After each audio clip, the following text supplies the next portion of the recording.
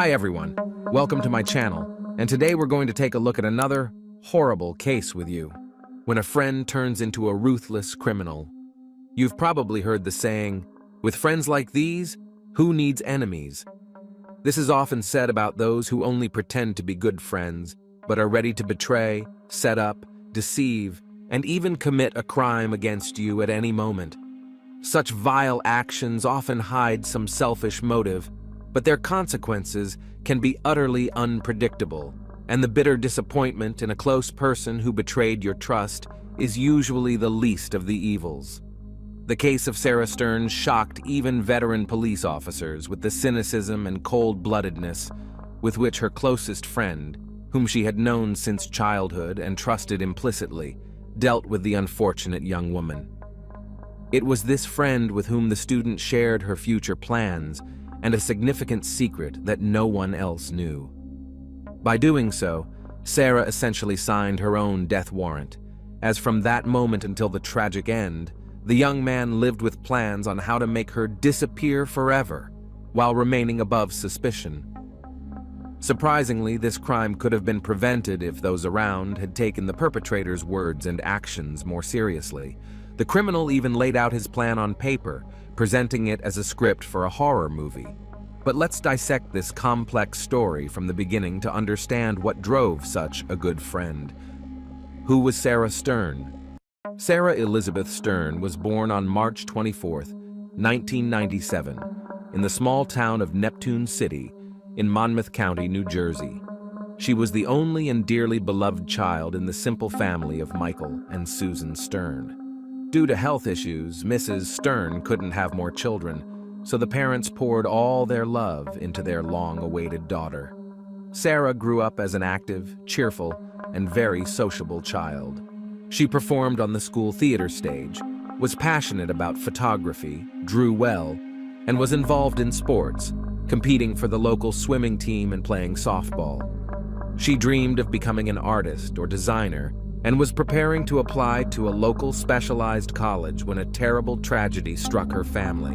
In the autumn of 2013, when 16-year-old Sarah had just graduated from high school and started college in the field of arts she had dreamed of, her mother passed away.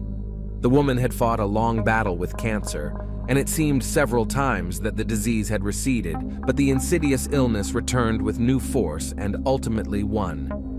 This loss was a huge shock for the entire family, especially for the young girl who was always very close to her mother. For a while, Stern fell into depression, but she tried to support her father with whom she lived, and who also had a hard time. They also lived with a dog named Buddy, whom the girl adored. Gradually, life began to improve. Sarah made plans for the future, and after graduating from college, she wanted to apply to a prestigious national university in New York. But before that, she dreamed of traveling the world, particularly planning to visit Canada, and perhaps even live there for some time. The abandoned car. Michael Stern often had to travel out of state for work, sometimes for weeks at a stretch. But he never worried about leaving his daughter home alone because she was a grown, independent young woman, and their town was considered quiet and safe.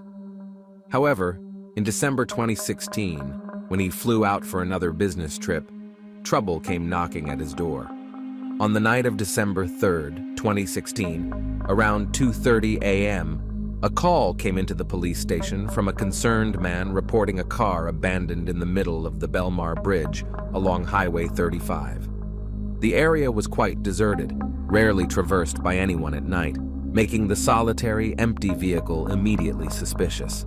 The caller was a taxi driver, taking a shortcut home over the old bridge on the outskirts. He noticed the car parked by the side and stopped to see if anyone needed help.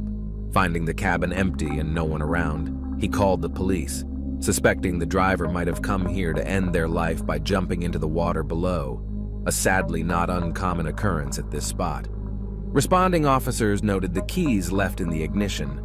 There were no signs of blood in the car, nor any signs of a struggle, leading to the initial theory that someone came to the bridge with the intention of voluntarily leaving this world by jumping into the river below.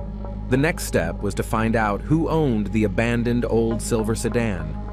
A database check revealed the car belonged to one Lily Stern, a senior American citizen who recently celebrated her 85th birthday.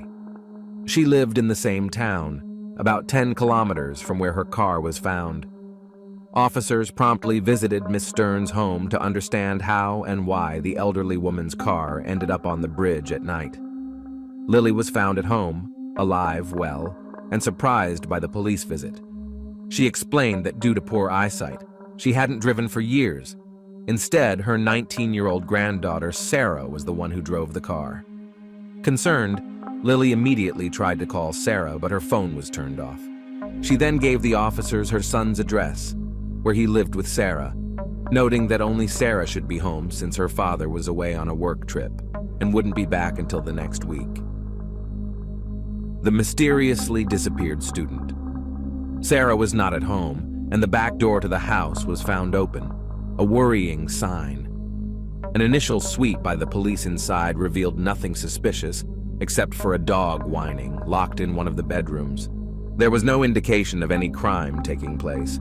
Belongings were in order, and there were no signs of struggle, bloodstains, or any evidence of an intruder's presence. By then, news of the situation had reached Michael Stern, and he was on his way home on the first available flight. The homeowner confirmed everything was in its place, and nothing was missing. Moreover, he stated that all of Sarah's personal belongings were also at home, including her passport, driver's license, and even her mobile phone, which she never parted with. The police shared their initial thoughts with Michael, suggesting his daughter might have gone to the bridge with the intention of jumping, and asked if he had noticed any signs of suicidal tendencies or self-harm attempts. Michael admitted that after his wife's passing, Sarah had gone through a period of depression, but with the support of family, friends, and her studies, she managed to recover. Furthermore, she had big plans for the future, dreaming of becoming a designer, wanting to travel and see the world.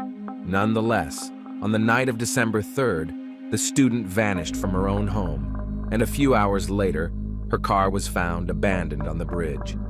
These were the established facts. Sarah was officially missing, and the investigation had to figure out who she was in contact with that day, what conversations she had, and who saw her last. Testimonies from the first witnesses. It soon came to light that on December 2nd, Sarah Stern had spent nearly the entire day with her best friend, Liam McAtasney, whom she had known since childhood. Liam turned out to be the last person who saw her, potentially shedding light on this mysterious case. Thus, law enforcement quickly decided to speak with him to gather details and try to reconstruct the events of that day. Upon arriving at the McAtasney residence, police were met by Liam's mother, who informed them that her son was sleeping off a night shift. At the officer's request, she woke him up. Seemingly confused about the situation, Liam was surprised to learn about Sarah's disappearance. He confirmed that they had spent most of the previous day together and agreed to go to the police station to provide his statement. Liam shared that they had gone to college together in the morning, but decided to skip the last 2 lectures since it was Friday, and they wanted to relax. After class, they went back to her place, played video games, chatted, and shared their future plans. They left the house twice that day, once to grab food from a nearby fast food restaurant, and another time to stop by a local supermarket. Around 7 in the evening, he left Sarah's house to head to his night shift at a 24-hour store, and didn't see her after that.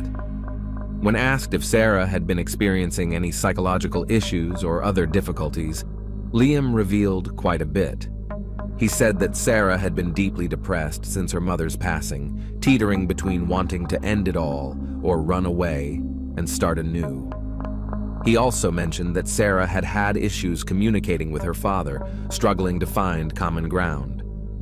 Liam didn't dismiss the possibility that Sarah might have taken her own life, but noted that shortly before disappearing, she had seriously considered moving to Canada and had even exchanged some money. His claim was confirmed by finding Canadian dollars in a bedside table drawer in Sarah's room, though the amount was so small it wouldn't have covered much. Another close friend and former classmate of Stern's, Preston Taylor, who had been her date to the high school prom, and kept in touch after graduation, also gave a statement. He corroborated Liam's account, adding that Sarah was depressed and speculated that she either ran away to Canada or jumped off the bridge. By the end of the conversation, he was in tears, expressing how much Sarah meant to him. Search for the body, questioning other witnesses. The theory of Sarah fleeing to Canada, or anywhere for that matter, was almost immediately dismissed since she couldn't have left the country without her passport. Law enforcement then focused on the grimmer theory and organized a massive search effort in the river. The search was complicated by the strong current in that area, which could quickly carry a body miles away from the bridge. Divers were deployed, special equipment was used, and police, along with hundreds of volunteers, scoured both banks of the river, looking for remains or any of Sarah's belongings. Among the volunteers actively participating in the search were also Liam and Preston. Unfortunately, despite all efforts, no trace of Sarah was found. Therefore, law enforcement decided to continue questioning people who knew her and were close to her. That's when a peculiar discrepancy emerged. According to friends and classmates, Sarah was not depressed. She was in great spirits, and none had heard about any problems with her father. On the contrary, she always spoke of him warmly and lovingly. However, after Sarah's disappearance, Liam and Preston behaved as if they had lost a close relative, garnering sympathy from many. But soon, people started to notice that their behavior was odd, as if they were performing for an audience. The two had become very close, but this development occurred about a month before the incident. Therefore, the police decided to take a closer look at the friends and re-interview them, the adopted brother of a wealthy heiress. When Liam was brought back to the station for further questioning, he appeared deeply distressed. The investigator inquired once more about his relationship with Sarah and Preston. Liam shared that the three of them grew up on the same street, attended the same school, and were closely knit, sharing their deepest secrets and dreams. Preston even took Sarah to the prom, but there were no romantic feelings between them. Liam mentioned that he and Sarah were not just friends.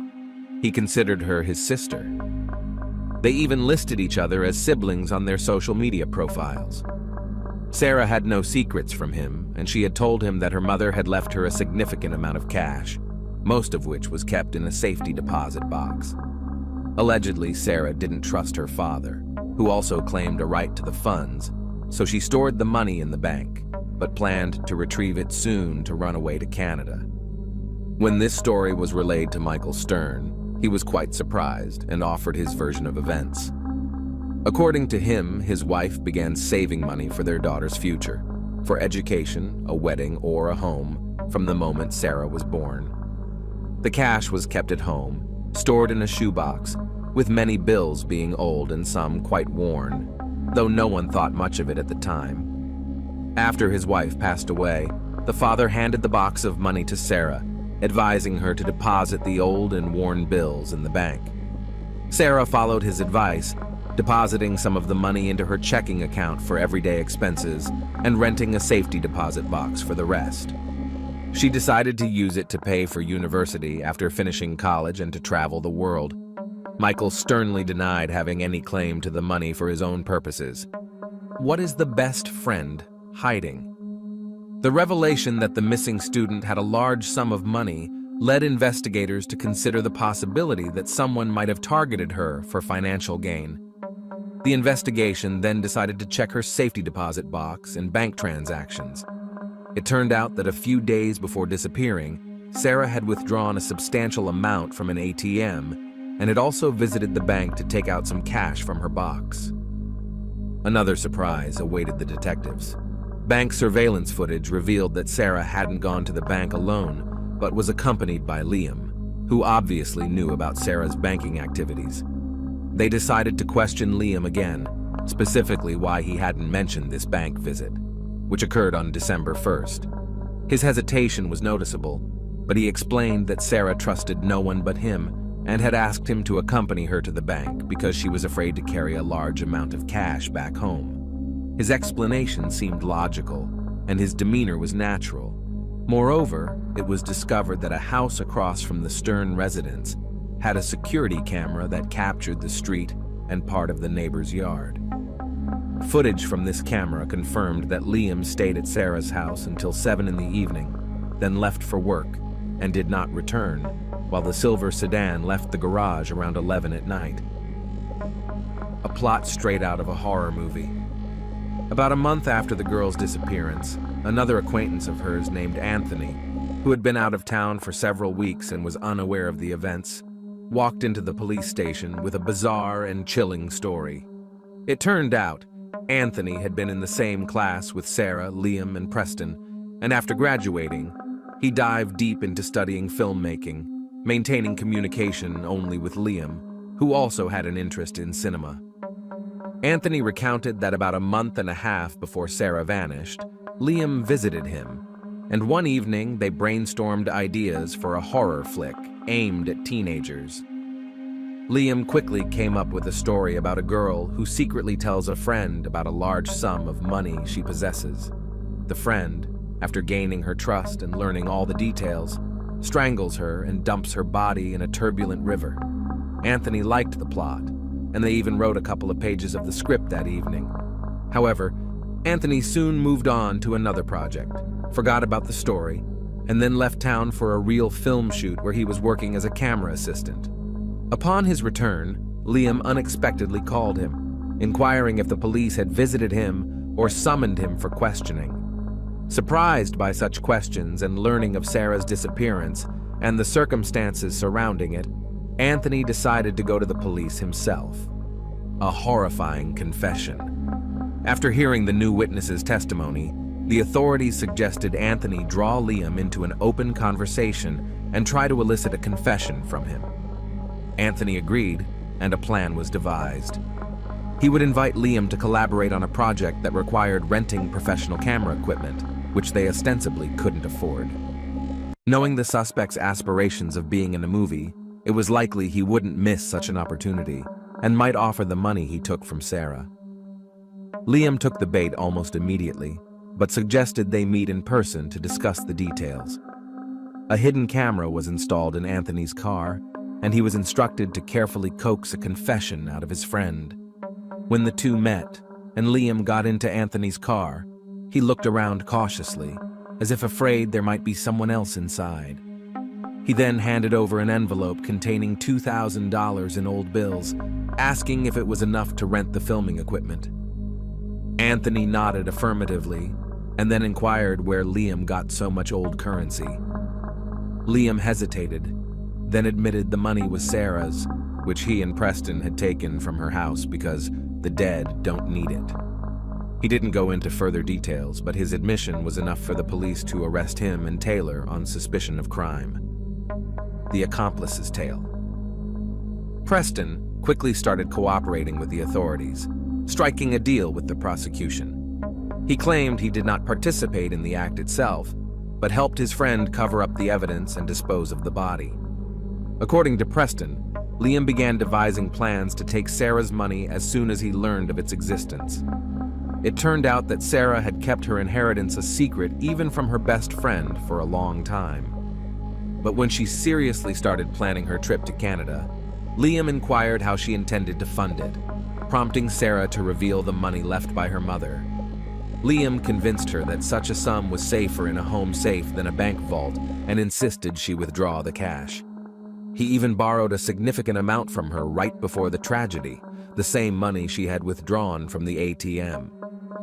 When Sarah's father was out of town on a business trip, Liam decided it was time to put his plan into action. He roped in Preston by promising him $25,000.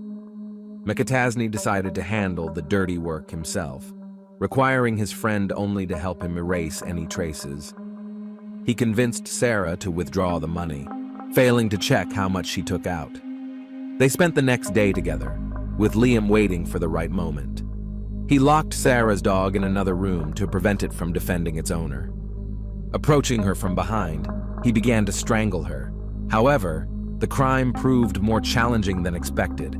Firstly, the athletic and strong Sarah resisted fiercely, leading to a struggle until she lost consciousness. Secondly, Just when he thought she had passed, she would show signs of life. It took the perpetrator about half an hour to be sure Sarah Stern was no longer breathing. Afterward, Liam left her house, heading to work, leaving Preston to step in.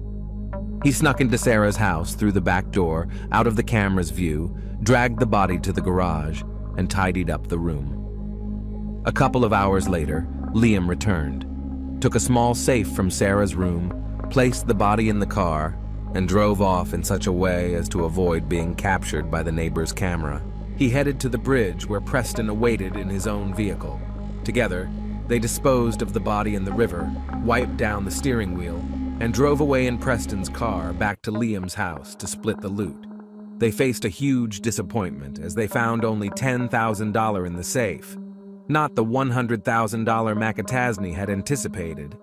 However, they decided not to spend the old bills immediately to avoid suspicion. The accomplices buried the safe in a local park, spending only the money Sarah had withdrawn from her account.